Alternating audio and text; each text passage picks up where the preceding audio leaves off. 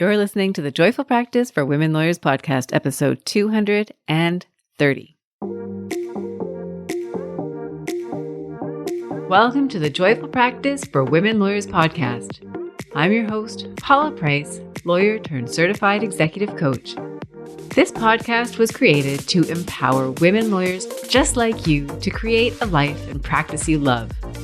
Join me every week for a break from the hustle so we can focus on you, what you truly want, and how you can create it. If you're over the overwhelm, done with putting out fires, and ready to redefine success on your own terms, you're in the right place. Ready for today's episode? Let's dive in. I have a thought experiment for you. If billable hours were a breed of dog, yes, you heard me correctly. If billable hours were a breed of dog, which breed would you choose? Would you choose a basset hound? You know those dogs that you always see lying on doormats in front of the door? They're kind of sleepy and snoozy and kind of a little dull, if you ask me. No offense if you have a basset hound. Or maybe Doberman, those kind of threatening and almost scary looking dogs. Maybe you think of a friendly lab, those happy, bouncy, always want to play kind of dogs, maybe loyal. Or maybe you think of a Saint Bernard, those big fluffy dogs that you see on mountaintops that are there to bring you to the rescue. They're trusted, they're steady.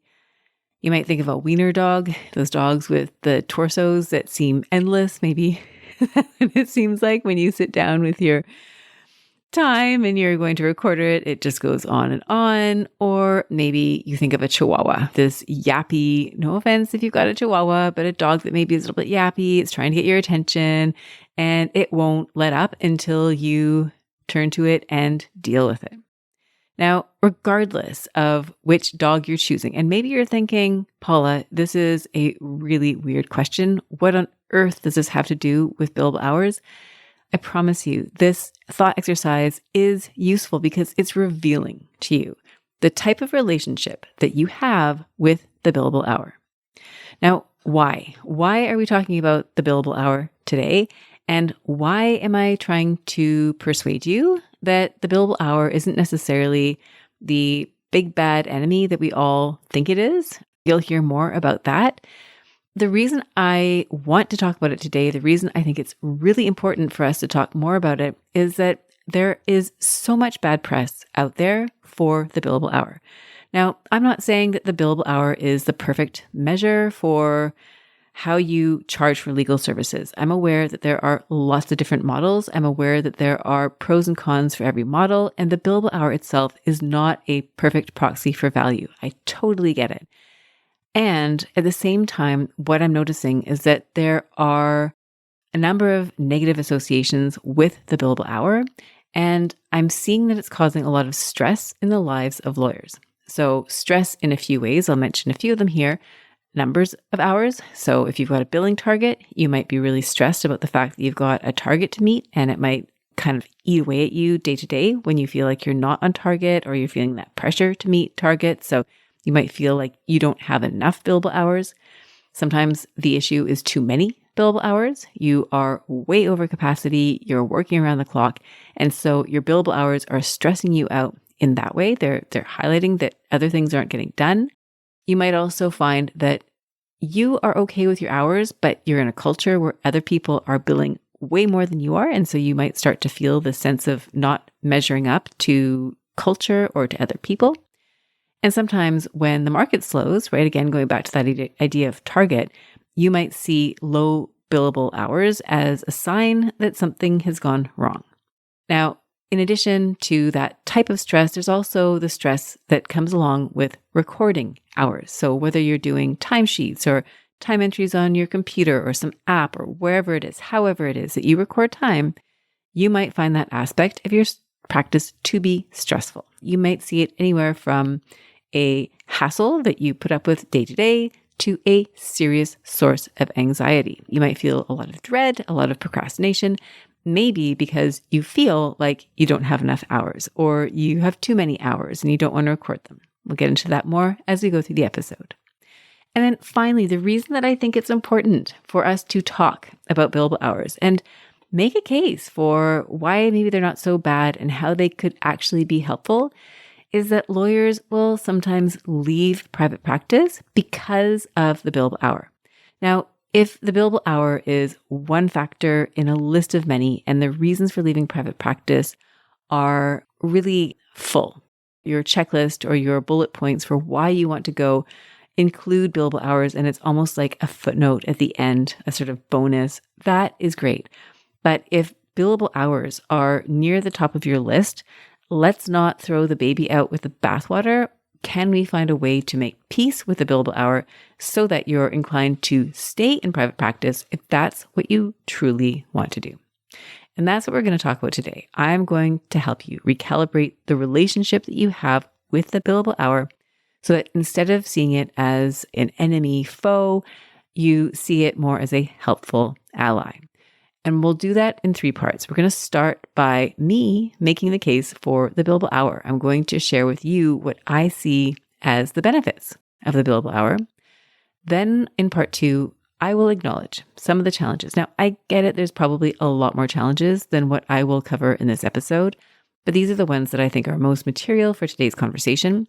And then finally, I'm not going to leave you hanging. I'll give you some practical takeaways so that you can apply what we're learning today in your practice. Now, before I dive in with making the case, I wanted to highlight, there's a couple of episodes in the podcast series that I'll highlight today. And the first one is episode 140. Crazy to think it's almost 100 episodes ago. That episode is called Billable Hours and the 5 Ds of Docketing. And that episode is all about docketing your time, getting on top of that. And I've had really positive feedback about that episode from professional development directors, law firms. I've had people reach out to me in management to put together presentations that are based on the 5 Ds of docketing. If you'd like me to help you with that, of course, you are welcome to reach out to me. I'd love to present on that topic. And if you're new to the podcast or relatively new and you didn't know about that episode and you're interested in billable hours and docketing and all that, you might want to go back and listen to that episode. So again, it's episode 140.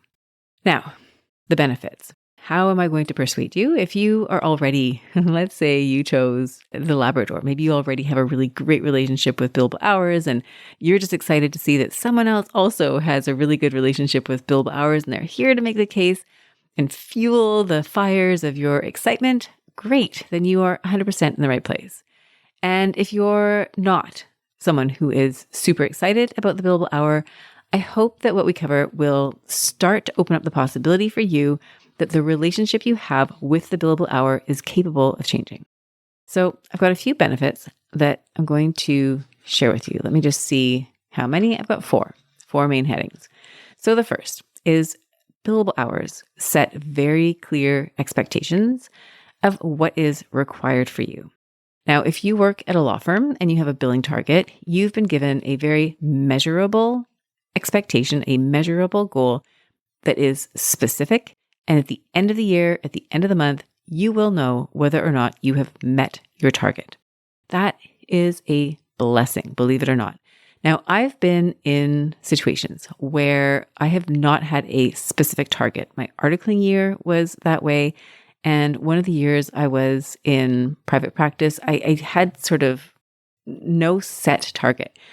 And for some people, that's really great. You might thrive in an environment where you have no set target. I found it really disconcerting, especially as an articling student, because I had no idea. I was not one of these people who had lawyers for generations in my family or even a clear expectation about what was a good goal or range to have for billable targets. I didn't have one, and I therefore did not think targets were all that important. And I was not as disciplined about recording my time or meeting targets because it didn't even occur to me. I mean, maybe it sounds crazy because you're a lot more savvy than I was as an articling student. I find articling students nowadays are way more savvy than I ever was. But that was the truth of it. And so I didn't know. And even as an associate, after I'd been doing billable hours for years, when I moved to a structure that didn't have a set target, I actually found it more disconcerting than comforting because I didn't know what the expectation was. So I always encourage lawyers who don't have a clear target to at least establish a notional target so that you know what you're aiming for. Once you have a clear expectation, right, for yourself, one that is agreed to with your employer, then at least now you know what you're aiming toward. And from there, you can do the math and you know if you're on track or if you're not. So number one, I think a billable target sets a very clear expectation. If you are a solo practitioner or you run a firm or you're the person who is setting the target, what's really great about a billable hour is that it's a number. You know what number of hours you need to keep the lights on at your firm, to keep your practice healthy and robust. At the end of the day, a law practice is a business. I mean, it's a business with a whole lot more complexity than selling widgets, but it is a business where you need to have financial health in order to thrive and survive. And so having a billable hour, a notional dollar value attached to each hour, helps you budget and forecast and know how many billable hours you need, how many billable hours members of your team need in order for the firm to function. And this is important at all levels. I think if you're the leader and you're thinking about this from their perspective, you're thinking about it from what do we need to make this work? And if you're looking at it from the perspective of a junior lawyer or maybe even a student, it's looking at that number not so much as this thing that is being inflicted on you to punish you. No, it's more of a measure so that the firm keeps running. It's also a really great way for a firm to understand who is at capacity, who's over capacity, who's under capacity. And so, of course, the more up to date you are in your time entries, the easier it is for management and the people who are trying to run the team to figure out what's going on, who needs more work, who needs less work, etc. So this is really that first point. Billable hours, it's really clear, right? It's clear what is expected.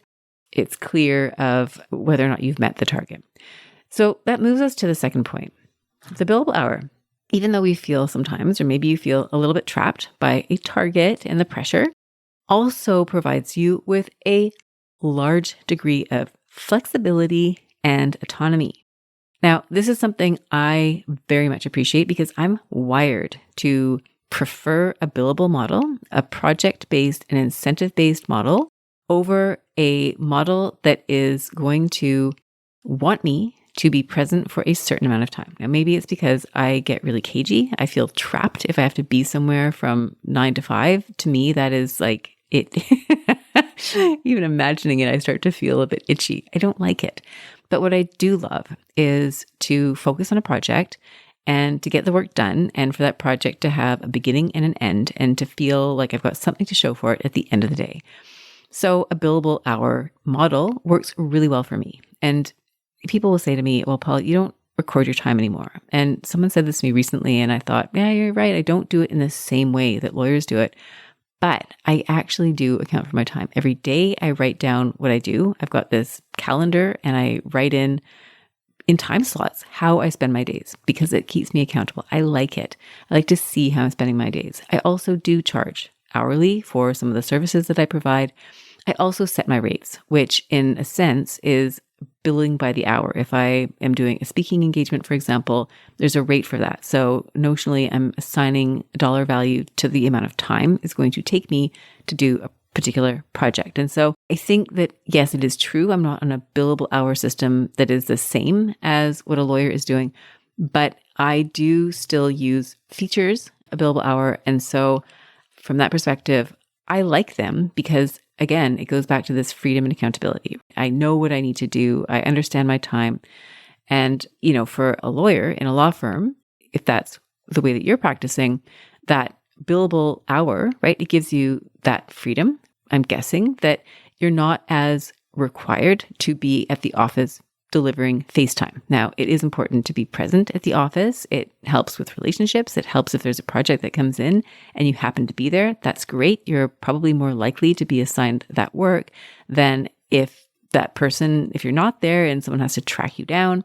So there are certainly advantages to being present, but there's not an expectation that if at 4:30 nothing is happening, that you can't go home, especially I would imagine in a hybrid environment. I never really worked as a lawyer during the hybrid environment, but I've been in law offices since things went hybrid, and it's a different place, right? I think the emphasis on FaceTime just isn't really there. So as long as you're getting your work done, you get to have a high degree of autonomy. Now, that means that you're also able to take breaks during the day. You can take a lunch break if you're minded to do that, where, assuming you're not expecting a client call or there's an urgent matter or whatever, you can probably take a lunch break. You can probably take vacation based on your output instead of what bureaucracy dictates. And this can be really constricting if you look at some of the options that lawyers have where you're really sort of operating in a much stricter environment, right? Maybe there's a set number of days that you can take. If you're on a billable system, you've got a lot of freedom and flexibility. And so I think we want to acknowledge that, yes, the billable hour does carry some disadvantages, but there's also this freedom and autonomy that comes along with it. So that is the second highlight. Now, the third. Now, this is where it's going to start to get a little bit controversial because there's going to be a mixed blessing aspect to what I'm going to talk about next. So I will try to address both sides of it. But here's what I'm going to share is that I think it's really useful. A billable hour is really useful because it is an instant and regular litmus test for the health of your practice. And I'm going to tell you why. Now, I mentioned a few minutes ago that there were 2 podcast episodes that I would refer to today. So this is the opportunity or the time that I will refer to the second podcast episode, and that is episode 228. It's actually one that I recorded very recently. And that episode is about taking ownership of your legal practice. And really what I talk about there is the 3 pillars of your legal practice. And those 3 pillars are substantive skills, what you do as a lawyer, which I believe I described in the episode as the work that you bill for. So I didn't realize it at the time, but in a way, I was setting us up for today's episode. The second pillar is your market and your relationships. So who is sending you the work that you are doing, executing under pillar 1? So that's pillar 2. And pillar number 3 is time management, because pillar number 3 is how are you executing the work? How are you managing the different projects that you get? So those are the 3 pillars that I'd encourage you to look at in your legal practice, particularly if you're in private practice. Now, how does this relate to the billable hour? Well, if you are recording your time daily, you have a window into all 3 of these pillars. So, for example, if you're putting your time entry, and let's say you're an advanced level of call, and your time entry is looking like work that you think would be more appropriate for a junior lawyer. Maybe it's document review, and maybe these are high-level documents that are important for you to be reviewing, or maybe it's more of a generic first run through the documents, which typically you would assign to a more junior lawyer. That might be telling that the work you're doing isn't commensurate with your level of experience, and maybe it's time to bring in more advanced work. So you can see how there's a bit of a litmus test going on there. So are you doing what you want to be doing? So when you're writing your time entries and you look at them, maybe you review them after you finish for the day and think, is there anything on this list that I don't want to have on this list? Whether it's that someone else should be doing it who is less senior than you, or maybe there are areas you want to go in your practice that aren't reflected in your time entries. Maybe it's time to start seeking out that work. So that first pillar, you're understanding the substantive work that you're doing. Is it aligned with what you want? Is it in the direction that you want to be going? And often what you'll notice there is that if the work isn't matched up, right? If the things that you're putting on your time entries isn't aligned with what you want, that's where you start to have this discomfort. So one of the sources of stresses when you're doing your time might be you feel icky or uncomfortable or unhappy about what you're actually entering your time for. So this is a great opportunity to see that daily and to do something about it. So that's one pillar. Now, another pillar I mentioned is the relationships, the market for your work. So you might be entering your time. And again, maybe it's that the substance of what you're working on isn't aligned with what you want. So not only do you see that it's a skills question, but also a market problem, right? How do you get the work that you actually want to do? Who in your network of relationships do you want to be speaking with? Who do you want to be meeting? Who do you want to introduce yourself to in order to start attracting the type of work that you want? So that leads us to that second pillar. And if your time records are lower than you want them to be, you're not generating and doing as much work as you would like, there may be a market problem. How do you then generate work so that you have enough good billable work so that you're meeting the targets for your time requirements? So that's going to be really helpful for you. What relationships maybe do you need to build?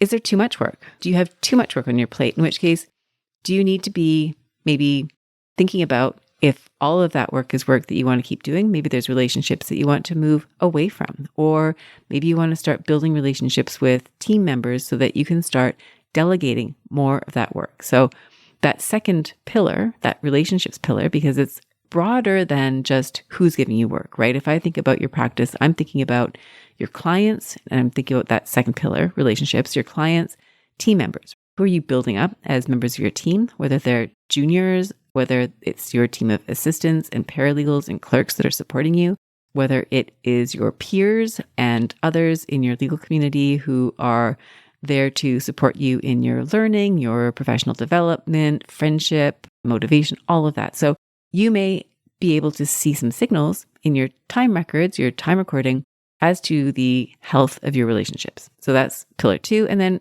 finally, pillar number 3, time management. If you're at the office all day, and by all day, let's say that's 10 hours, and at the end of the day, you've got 3 hours to account for on your time records. Now, you might have a very logical reason for that. Maybe you were in a CLE that day, or you were focused on business development that day, or you had a firm luncheon that day.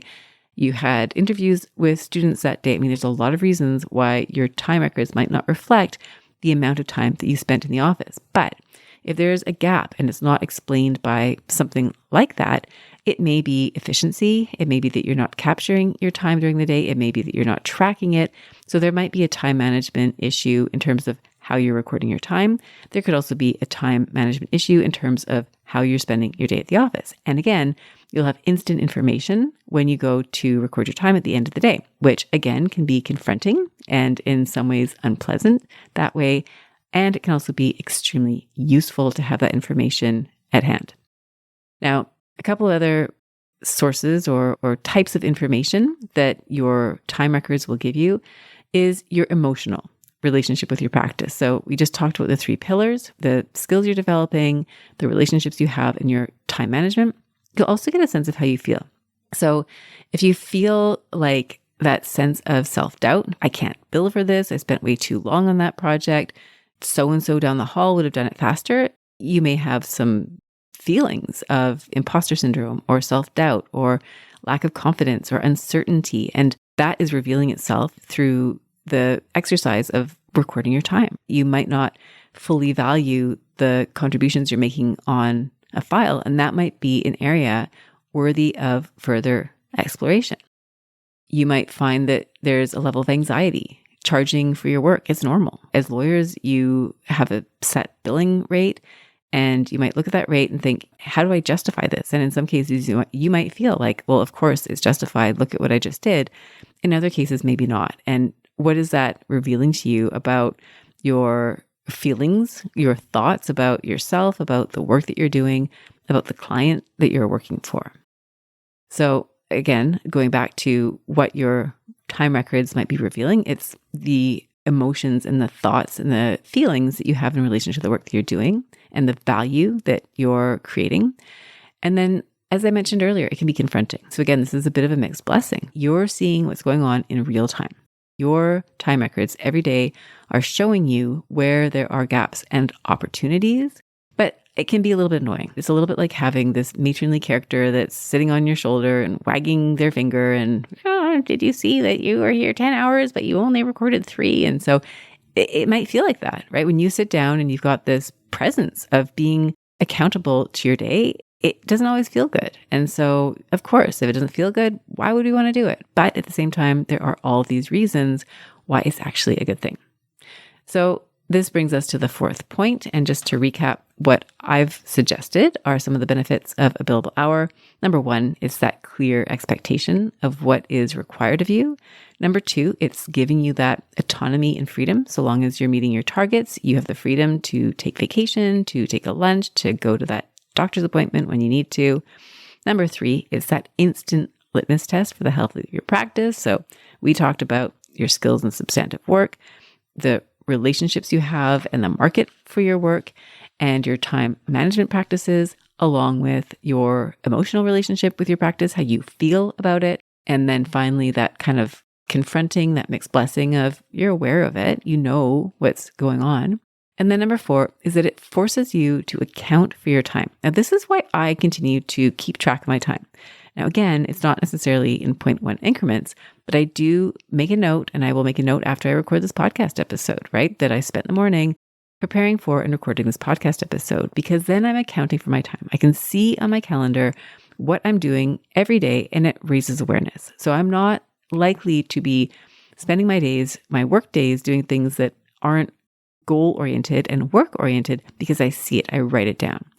It also helps you appreciate that there is a cost and a benefit to the time that you have. So it's a little bit odd. I still remember when I became a lawyer, first a student, then a lawyer, and this idea that there was a dollar value attached to my time, because that was new to me, and maybe it was new to you, and maybe it's something that you're still adjusting to. But what that does is that it puts a premium on your time. And so if you're thinking about it, it costs you to not do something or to do something. And so just having that heightened awareness, I think, can be really helpful in terms of encouraging you or setting up a situation where you're more aware of your time. And so maybe, hopefully, you're using it more judiciously. You're using it intentionally. I find that a billable hour can help you focus better if you know that you're on the clock and that you're working for your client and the timer's on. You're focused. You're not going to sit there and drift off into the internet because you know that you're charging for this time, and it's important that you stay focused. So it can be helpful. It's an incentive. And then finally, and I guess this is a bit of a repeat, but this idea of valuing your time at work and valuing your time outside of work. So again, it's going to this intentionality of how you spend your time. So hopefully, in talking about some of the benefits of the billable hour, you're starting to see it more as an opportunity for learning, something that doesn't have to necessarily be daunting or annoying or scary, that it's actually a really fruitful source of information about the health of your practice and about your overall feeling toward your practice, and that in some ways it can actually be really beneficial. It's helping you to value and prioritize your time.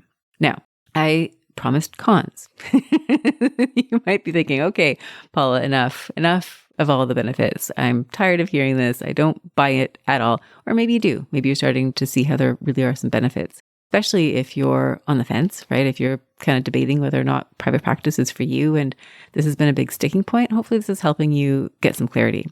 Cons. Now, again, I mentioned at the beginning, there's probably way more cons than I will cover in this episode. I mean, people complain about them for a reason. Don't get me wrong. I'm not trying to gloss over it and say that the billable hour is perfect. It's not, but it's what we have at the moment for the most part. If you're in private practice, yes, there are alternative fee structures and all that. But if you're on a billable hour, let's talk about what some of the cons might be.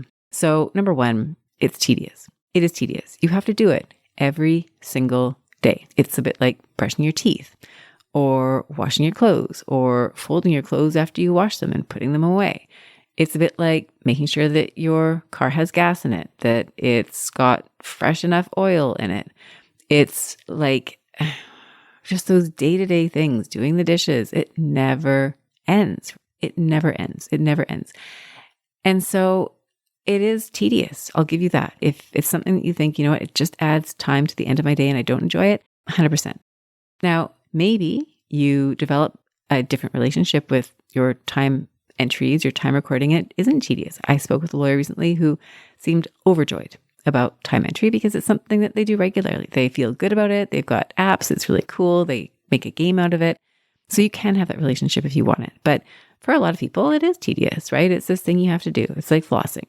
Do you really want to do it? Well, probably not, but you do want the benefits from it. Another con is that, and this is probably what I would say is the biggest con in my perspective, is that because there's a premium on billable work, it can cause you to undervalue non-billable work. So lots of examples of what might get undervalued. At work, planning. So I am a huge fan of planning your day, and I do a lot of coaching and speaking about time management and planning. That is kind of the foundation. And in some cases, planning would be billable, right? If it's part of file work and you're planning the steps on your file, my guess is that you could legitimately record that time.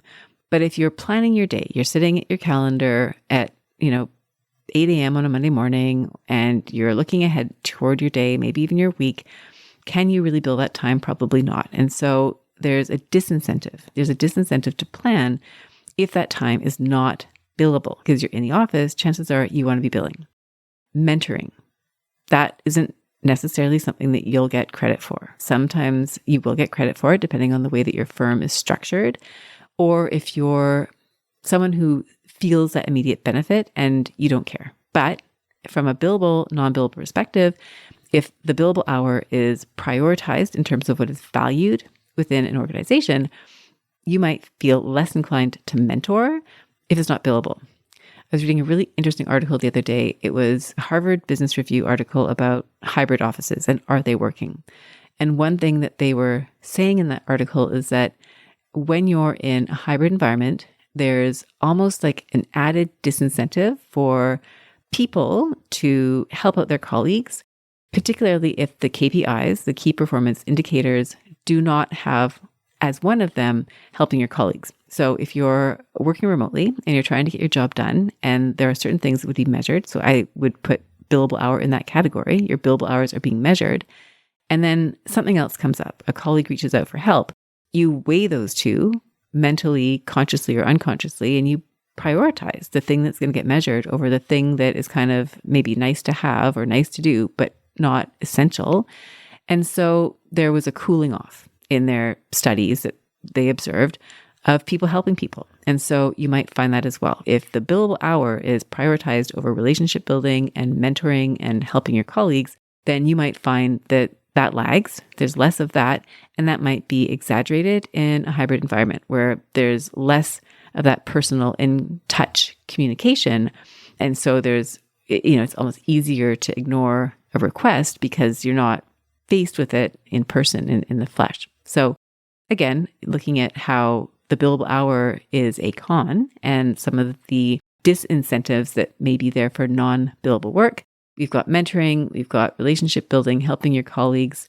It might be admin type tasks. It might be learning new skills. There's a learning curve that is often involved in the practice of law, and you can't charge for all of that time. And so there may be an incentive to stay doing what you're doing because you can bill for it more efficiently versus taking on a new challenging area of law where you'd have to do a lot of personal research and development to bring yourself to the point where you feel like it's billable. Business development. So there may be activities that would be long-term, very fruitful relationships that you could be building, but you have to put that on pause in order to prioritize the billable hour. And I see this a lot for lawyers where you sacrifice relationship building in favor of billable hours. And in some ways that's great. If you're developing skills in particular that make you a really excellent lawyer, wonderful, because you'll be able to serve more people. But if you don't have the relationships, you have the skills, but not the market. And so you want to make sure there's not a big gap there. It might cool you off from doing things like speaking, right? Or getting involved in bar association activities, meeting people in your community. So you just want to be mindful of the fact that the billable hour system can create a disincentive to do activities that aren't billable. Now, outside of work, that could also mean that things like taking care of your personal health, going out with your friends, spending time with your family, travel, hobbies, interests, all of that might get demoted in favor of the billable hour. So I get it. It's not perfect and it can create some disincentives. It can also, and this is point 3, lead to some unhealthy behaviors. So again, if you're overemphasizing the billable hour, if you're putting a lot of pressure on yourself to meet insanely high targets, if you're in a culture where you're feeling like you really got to put in the hours to earn recognition, if you get hooked on it, right? I mean, I think that it's possible. I don't have any scientific backup studies to prove this, but you might be kind of hooked on it. I mean, I've been there where I've felt a sense of pride where my hours as a lawyer were really high. I felt good about it. I felt like I was a real contributor. That could get addictive, right? So are you kind of hooked on it in an unhealthy way? Do you feel pressure to keep up? I mean, this is where you might be in an environment where other people are really gung-ho. They want to bill all the hours all the time. You, independent of them, probably would have a different goal for yourself, but you find yourself getting caught up in other people's dreams. I don't think it's a problem at all if your dream is to have 200, 300 plus hour months. If that's what you want, go for it. I fully support it. But if that is not your goal, if you're more of a 150 kind of person and you're consistently billing over 200 hours every month and you're unhappy, then we have a problem. So the question isn't the number on the time entry sheet, however you submit your records. The number itself isn't the problem. It's your relationship with that number. Is it a number that aligns with what you want? Because if it doesn't, then we want to make sure that you explore that a little bit and make adjustments if you need to. So again, just going back to our list of cons. So far, we've talked about it being tedious. We've talked about how it can result in you undervaluing non-billable work. We've talked about unhealthy behaviors. So that idea of kind of getting hooked or, trying to keep up with the Joneses in a billable hour sense when it's not what you want. It's not what you want. We've talked about, well, we haven't yet, but we will, mixed incentives. So this is number 4 in the list of cons. So, I mean, this is probably not surprising to you, but there is that mixed incentive with a billable hour, especially if you've got a target and you're wanting to meet your target, you have that incentive to have more hours. And at the same time, there's pressure to be efficient. You don't want to overcharge your client. And so you're working really hard to minimize the amount of time that you're spending, particularly on files where you know the client is cost sensitive. So there can be this mixed incentive and you're internally in conflict over how much time you should spend on something. You might want to spend more time on something, but feel like you can't because the file won't bear it. It's not fair to the client. And it's hard because ultimately that work is useful, right? If you're doing something and maybe it's research related or you're reviewing documents, you're trying to get things really to a point where you feel like it's excellent. It's not just good, it's excellent. And there's a real benefit to the client to that. Then you can see how you might get in that trap of, oh, do I do this or not? Knowing that there's this mixed incentive. Like on the one hand, yes, you want the time, it looks good, it's helpful, whatever. But also you're trying to be mindful of not having too many hours because it's costing the client. You don't want to overcharge. And also, and this is tied in with my notes, but doing that complete job on a budget, right? I mean, that's really hard where you're on a billable hour. Let's say you've been given a budget. I've had this situation before. There was a period where I gave a lot of budgets and I was doing legal research and oh, wow, is that ever difficult? And if you've ever tried to estimate how long it's going to take to do a discovery or do a research task or anything where there's any remote possibility that something will come up that is unexpected, which is pretty much all of the time in law. I think it's really hard to give a budget estimate unless you're doing something that is very routine. And I know for my practice, things were almost never routine. So if you're on a budget, it can be really hard to stay on budget. It's really tough. So you'll have this mixed incentive or, you'll really struggle to do the work within the hour. And finally, and this is where we kind of repeat what we talked about in the pros category. I mentioned that it's confronting to see your billable hours day to day. Mixed blessing. On the one hand, it's really helpful. You've got that information. If it is confronting, let's figure out why. But the fact that it's confronting might not be something that you want. It's kind of like if I think about coaching conversations I have with clients, it's got to be consensual. The client has to be in a headspace where they want to be coached, right? And sometimes coaching is a lot lighter and sometimes people are wanting a tougher conversation. They want the blind spots. They want the direct feedback. And you'll know if you give people direct feedback that there are moments where you just don't want to do it. If you're a parent and your kid comes home from school and they're exhausted and you've been meaning to talk to them about cleaning up their room, you probably don't want to have the conversation the minute they walk in the door. They're not ready for it. They don't want to hear it. And the same may be true for you. At the end of your workday, you might be exhausted. You've had a long day. Your clients have been yelling at you. Maybe you lost the case. Maybe the judge yelled at you. Maybe, something went sideways. Maybe you had to leave the office because your kid was sick and you had to go pick them up. And now everything's behind at work and you're still trying to figure out how to get your kid to feel better. And the last thing you want to do is be confronted on your timesheet or your time recording or however you do it, that not only have you had this really stressful, discombobulated day, but now you've got a 1.2 to show for it instead of the 6.7 that you were aiming for, whatever that looks like. So sometimes, that information is really helpful, but do you really need to hear it right in that moment? And if the answer is no, I just don't want to deal with it right now, then there you go. Another sort of knock against the billable hour, especially if you are consistently recording your time every day. So we've covered point 1, point 2. I mentioned we'd cover some pros, we'd cover some cons.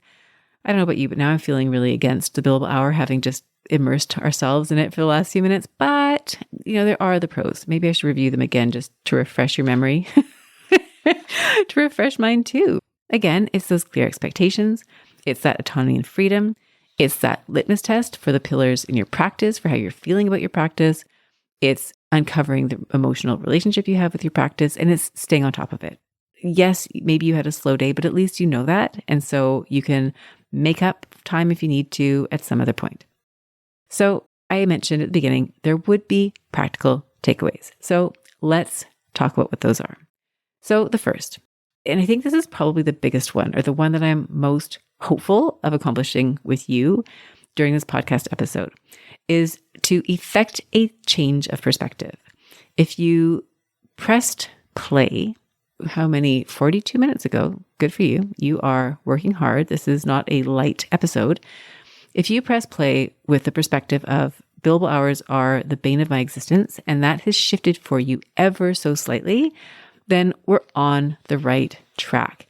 And this first takeaway is, can you shift your perspective so that the billable hour is no longer the source of stress and discontent that it was a few minutes ago?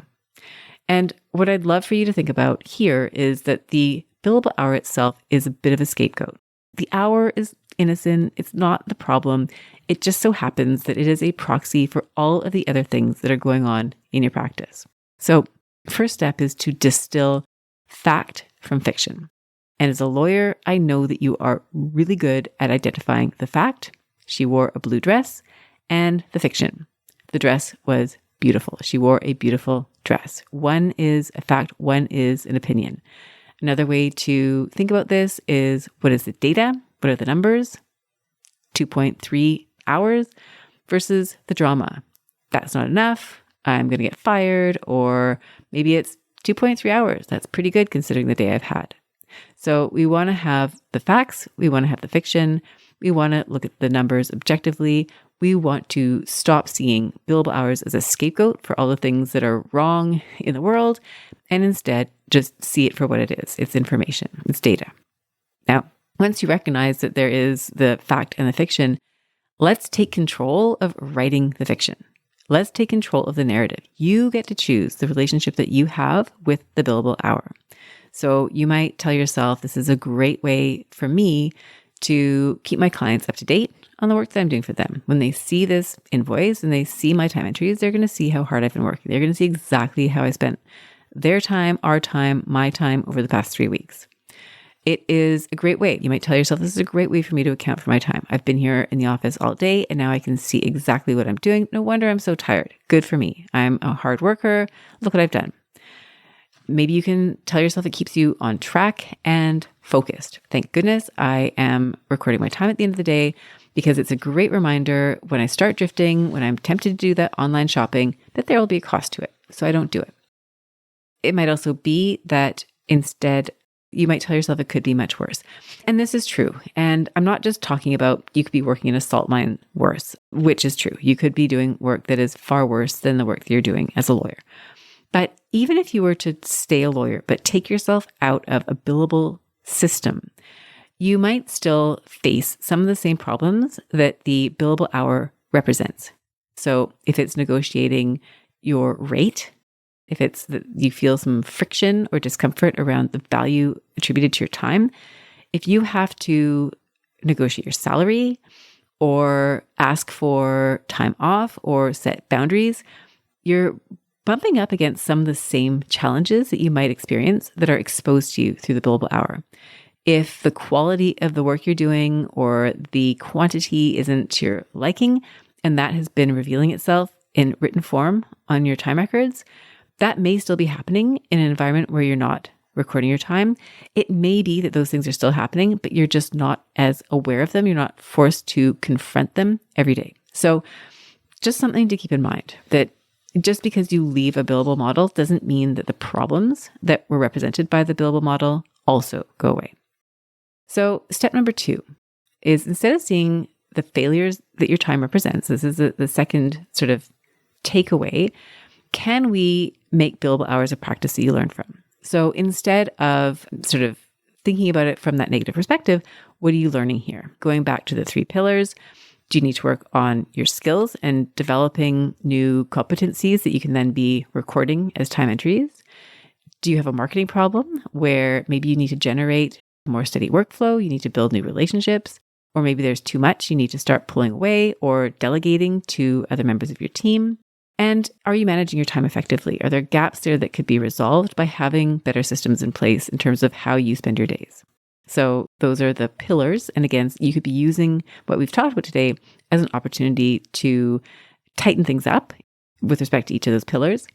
You can also start to notice how you're feeling, right? If you sit down to do your timesheets and you feel a sense of dread, what's going on there? What are the thoughts that you're thinking about your timesheets that are causing that dread? Is it, I can't record this time, it's too much, I was spinning my wheels, I can't charge the client for this? Is it too little? I don't have enough work, or whatever the issue is there, I'd invite you to do a bit of a dive into what is bothering you, because that's going to be really great information about what is happening. And you've probably heard the expression, what stands in the way is the way, or the obstacle is the way. So figuring out what your obstacles are is a great way to then turn those obstacles into blueprints for a success plan. So that's amazing. It could also be that there's a lack of communication that's being revealed by your timesheets. So if you're feeling really uncomfortable about what you're charging your clients, that could be a sign that you need to have a conversation with them to set their expectations in terms of how long something is going to take and how much it's going to cost. If you are having those conversations, chances are, you might be recording the time and you might think, like, this is costing my clients a certain amount of money. And if you've already had that cleared and established with the client, it's a lot more comfortable than if you're doing it and you haven't had a good conversation with them about it. So make sure that your communication is up to date. So that's step 2. Instead of seeing the failures, the potential failures that your time entries are representing, how can you turn these into lessons? Now, step 3 is at a micro level. So again, if we're thinking about a takeaway from today's podcast episode, if it's recording time is difficult, tedious, you're not doing it the way that you want to, what I'd love for you to take away is that you can actually make it easier to do your time, the billable hour, recording the hour, if you turn it into a daily habit. So I'm big on habits, I'm big on routines, and you want to think about this almost like flossing. So if you're a regular flosser, I am now, I didn't used to be.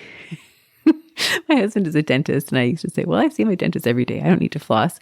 But eventually I saw him flossing every day and I caught on, and now I do it every day. I used to wait until my dental appointments every 6 months and I'd floss for a few weeks ahead of time just to avoid getting lectured by the hygienist.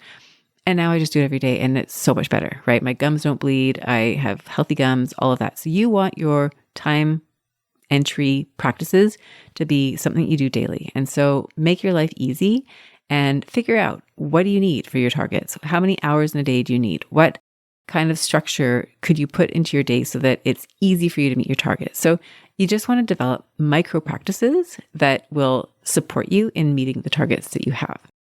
And then at a macro level, right? At a bigger picture level, if you're thinking about your time entries, if you're thinking about what you're doing as a lawyer in terms of your hours, there is a range, right? There is a huge range of targets that you could have as a practicing lawyer. Now, if you've always worked in a firm of a certain size and you've always had a certain target, then you might think that's the only way to do it. And I'm here to tell you that there's lots of different ways to do it. And I've worked with lawyers who have billing targets as low as 1,000 hours and who are eager to bill 3,000 plus hours. It really depends on the lawyer. It depends on the practice. And there are probably lawyers who bill less than 1,000 hours and probably some who bill more than 3,000. I can't imagine what that would be like, but that is the reality of it. And so the issue isn't so much, again, going back to the idea of the number, it's not so much the number, it's is it aligned with what you want for your practice? So look at your life, look at your goals, and decide what works best for you. There is no one size fits all. If you're in a culture where you're feeling like you're getting swept up, do what you can to notionally separate yourself from that cultural sort of momentum and ask yourself what works for you. And is it different? Is it something that is different? And if so, and you need a realignment, then maybe that involves finding a different arrangement at the firm that you're at to say, listen, like this target isn't in alignment with my long-term goals. I'd like to do something differently. Many firms will be open to alternative arrangements. It will have different long-term consequences for your career. And so you want to do that really intentionally. You don't want to just dive into that without thinking it through. But for a lot of lawyers, that is an option. Or it might be saying, you know what, I could do that, but I can't do that. I mean, it could be that you could do that, but you don't want to, right? You don't want to be a bit of an outlier, someone who's not doing the same thing as everybody else. That makes sense. Or you might decide, you know, I just don't even want to do that. I want to go somewhere where there's a different culture. So maybe the billing target is different. Maybe it's a lower target. Maybe it's a higher target. I mean, you might decide, you know what, like I actually want to be in an environment where I'm billing more. And so it works both ways. So you just want to make sure that based on what you want for your practice, you've put yourself in a container where you have the easiest chance of being in alignment.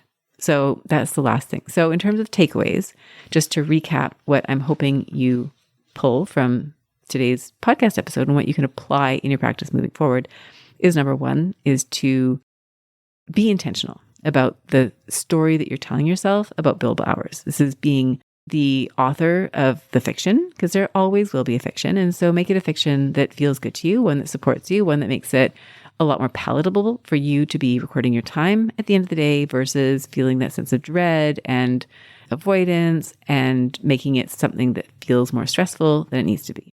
The second, and I mean, this really goes hand in hand, the second takeaway is to use the data from your recording of time as lessons, as information, as clues as to what adjustments you might want to make in your practice so that the process of recording time is more agreeable, more a reflection of the practice that you want to have as opposed to maybe the practice that you currently have. Number 4, in terms of takeaway, is that micro how-to, just making it easier for you to perform the act of recording time, right? Are your systems in place? Are you making it easy? Are you making it a routine? How can you make it like flossing or brushing your teeth, something that you just do day to day? It gets a lot easier when it's a practice. You don't have to think about it. And then that last piece, that macro, right? At a big picture level, are you really where you want to be? And maybe that's where we get back to the question of leaving private practice. If big picture, what you see is that, you know what, like even if I were to make these adjustments, there's so much about private practice that is not for me, and I know it's time for me to move on. Well, that's really helpful, right? Maybe it is a question of figuring out what to do that doesn't involve a billable hour. Or maybe it's, you know what, I actually don't mind the model. It's just that the environment I'm in right now isn't the right environment for me. And so this is that big picture. Can you find alignment? And if not, then what makes the most sense for you? And if that's something that you're thinking about and you want some help with that, of course, you can reach out to me. I've got lots of podcast episodes about transitions. And so something in that nature might be where you'd be looking, as opposed to how do you fix the immediate problem of dealing with the billable hour. So we are at the end of our episode, which is impressive. You have been with me for almost an hour. And so let's bring it back to where we started. And the key takeaway here is you get to take responsibility for your relationship with the billable hour. And I decided to ask myself what kind of breed of dog I would choose for the billable hour. And what I decided for the dog that I would choose is a Labradoodle. Now, it helps that I have allergies and Labradoodles are hypoallergenic. So that's a huge feather in the cap of the Labradoodle. But there are also other features. Now, in terms of the Labradoodle, I had in mind probably a golden or that nice soft brown color. I really love their sort of glossy, soft, curly coat. And they just seem so friendly. You know, they're relatively steady. I don't see them being super hyper dogs. Usually when I see a Labradoodle, I don't have one myself, but I meet them out there in the world. They seem relatively calm. They, I am told, are smart animals. That poodles are apparently quite intelligent. And so I see Labradoodles as intelligent, but also with the lab feature having a bit of a playfulness to them, a loyalty to them. And so, yeah, that for me, it's a Labradoodle, the Billable Hour. That's the choice of breed. So you might think to yourself, what is the breed that you would pick? Is it the same breed that we started with? That's an interesting question. And then let's think about how can you make the Billable Hour your ally instead of your worst enemy? And how can you use it to learn valuable information about your practice and about yourself? Of the different topics and takeaways that we talked about today, what is one that resonates with you? What is one thing that you might implement right away? I recommend you go and do that and see what shifts for you. If you find that you fall off track, you can come back to this episode anytime. If you want to go deeper into docketing, I do recommend episode 140, the 5 Ds of docketing. And if you want to think more about the pillars in your practice, then I recommend that episode 228 to explore the 3 pillars of your relationship. And if you want support for yourself or you want support for your team, I am available for coaching. I love working with clients on time management. It's one of my favorite things. Docketing, billing, recording time is a part of that. If you have a team and you're looking for ways to support them through professional development and teaching and training, I'd love to help you with that. I've done some training recently and it was really incredible to have lawyers in the room sharing their best practices, sharing some of the challenges they're having, creating open channels of communication between team members. So if you are interested in that, reach out to me. I would absolutely love to help you with that. And for all of you, I just hope that this podcast episode has had the intended effect of helping you with that shift. And if you have any questions, feel free to reach out. I would absolutely love to hear from you. And so with that, I'm going to say thank you and goodbye. And I'll look forward to seeing you again next week. Bye for now. If you enjoyed today's show and don't want to miss an episode, subscribe and follow the show wherever you listen to your podcasts. If you haven't already, please leave a rating and review. Your feedback will help me create a podcast that's tailored to your needs and goes straight to the heart of what matters to you. Thank you for listening to this episode of the Joyful Practice for Women Lawyers podcast. If you want more information, visit www.thejoyfulpractice.com. See you next week.